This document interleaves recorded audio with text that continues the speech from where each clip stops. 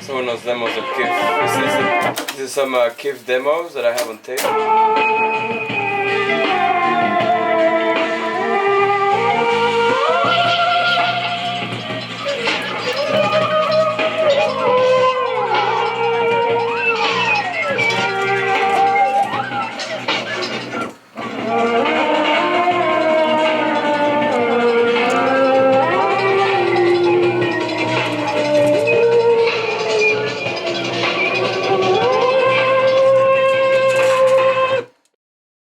I love being able to have nothing and try to start making something out of nothing, I think.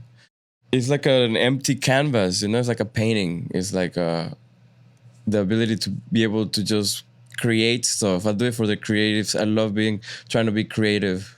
That keeps me going, the possibility of what's out there that I haven't found that I can create or find, you know?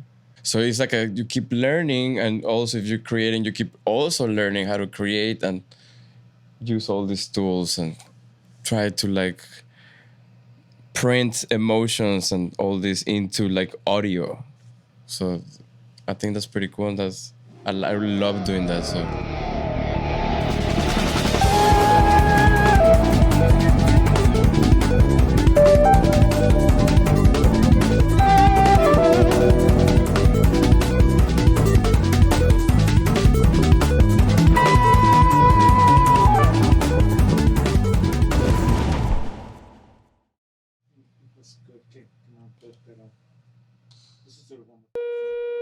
Where does the name Digo comes from? Comes from Smurfio from Afrobeta baptized me.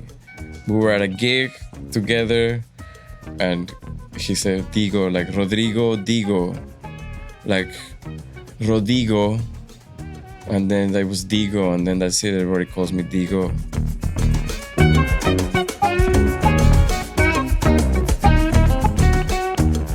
I started playing music because I saw Larry and Fair play on our 6th grade graduation party or something like that, some kind of party. Larry and Fair are my friends from Mexico, they're brothers. And Larry plays incredible guitar. He's the first one that told me gave me a tablature and what to play. And I will ask him, can you teach me how to play this song? He was like, no. We were like, you have ears, you learn it. And I was like, but you already know. He's like, yeah, but it took me like 3 days to learn it. I'm not gonna give you my 3 days of work. And I thought it was pretty cool because then it made me work. I was like, all right, well, I'm gonna learn it then. I don't need your help. But so I learned, and then he helped me a lot where I could I tell the same to people. And then I moved to Miami where I started like taking guitar lessons for 2 years. And then I moved back to Mexico, and then I started following my friends Larry and Fair and Chuck now.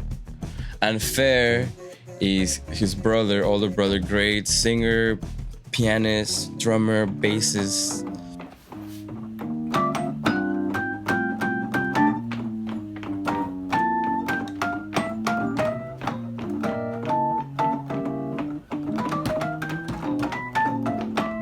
When I saw Fair, I was like, oh, you're able to play multiple instruments. We're able to play not just one. Oh, I'm a guitar player, I'm a bass player.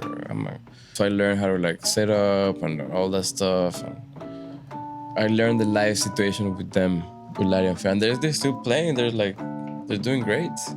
And they already had gigs. We were like 16, 17. And they already had gigs. They had like mall gigs and bar gigs. So I would just follow them. I would just hang with them all day. And they had everything in their house. So I could like play a little piano. The dad sings and plays bass. I would see the dad's rehearsal and his friends. So that was like my formative like live stuff with them. It was pretty cool.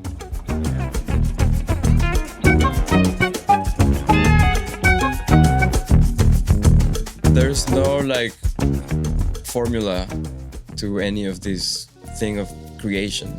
So some songs I've been playing guitar and I have like a riff or I have some chords that I like, or sometimes I have a bass line. So sometimes I record a bass line with a click and then build on top of that. Sometimes I record just chords and build on top of that. Sometimes I have like, from gigs that I recorded, I have ideas.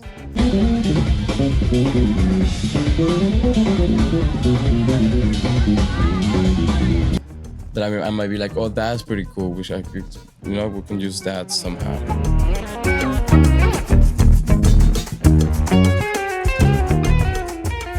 For instance, the last couple months that I've been here more creating now because of the pandemic, it was always with the Moog. The whole next gift record was just like Moog and a beat.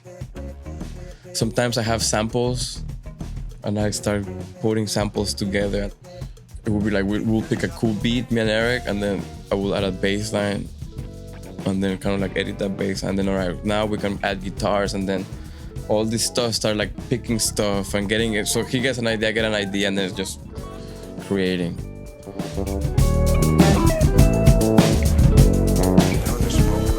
My goal right now is to try to bring demos to my band, the KIF, and to show demos to people like that are pretty much like almost full recordings ready to go. So I try to like get it mixed, have everything, guitar, bass, keys. There's no excuse to be like not creative if you're a creative person.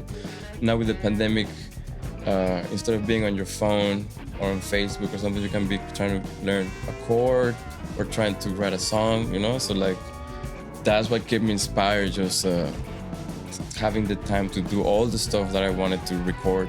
I didn't have time before because I was like either gigging or traveling or...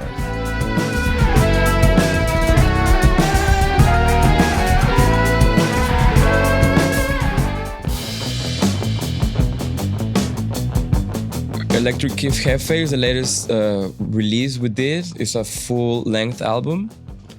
It's 11 original songs. We recorded everything, like we did all the basics like in 3 days, and then it took us like 6 months to do like the edits and overdubs. And we were touring with it. We did like a couple of really good tours with like Chris Bullock, and we did a tour with Sean Martin and with Ghost Note opening for them. But now, since coronavirus happened and we can't go out there and promote, we started making new music. So now we are done with our next release.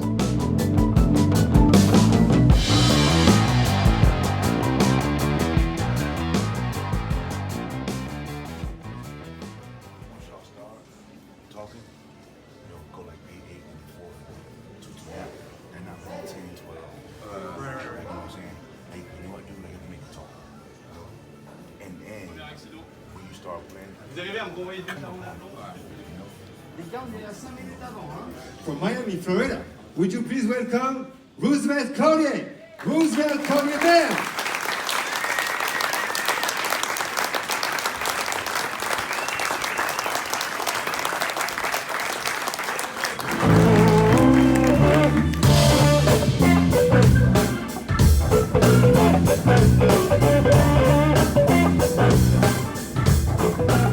When I moved to Miami, I was pretty young. I was under 21, so I couldn't drink.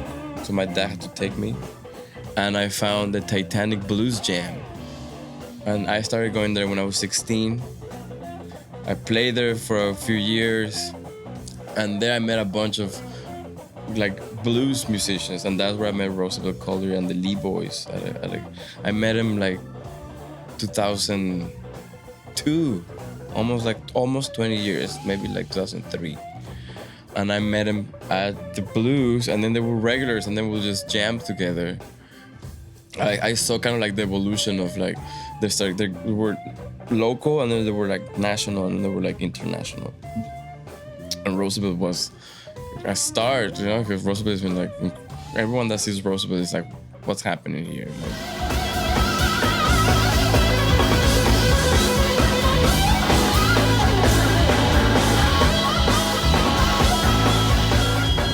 musician, and it's like an odd instrument. So because of, I known him since those days in Titanic, like we've kept that relationship, like, and eventually one day I remember he called me and I did some gigs with the Lee Boys, and then we've been gigging forever. And Now that Ground Up Music that is ran by Michael Lee from Snarky Puppy saw Roosevelt right away. They signed him, and they did this record, and they got all these like amazing tours, and they needed a band, and Roosevelt hit us up, hit the Kif guys and me.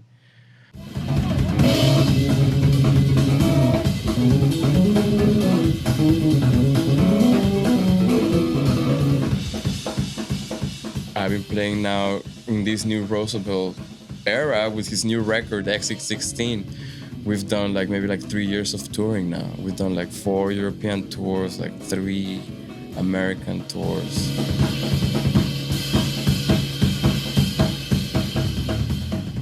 There's some stuff next year, so we've played everywhere. Like with Roosevelt, he's taking me. I've met Quincy Jones. I met like John McLaughlin. I met all these guys because Roosevelt got us to all these really cool European jazz gigs. It's incredible over there how like they treat you. It's a whole different thing. And I was able to play like really cool festivals through him, through his music.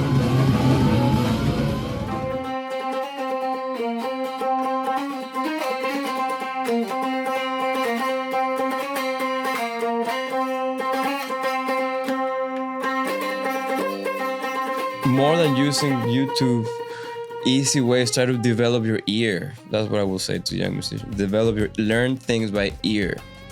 If you are able to sing it, if you like something and you're able to sing it with your voice, you're able to play it on the guitars. Transcribe, that's what they call it, transcribe. Just learn it. And if you learn it here, if you listen to it and then translate it here somehow, that stays with you longer than if you learn it from a video on YouTube. I think. So develop your ears. Keep your ears open.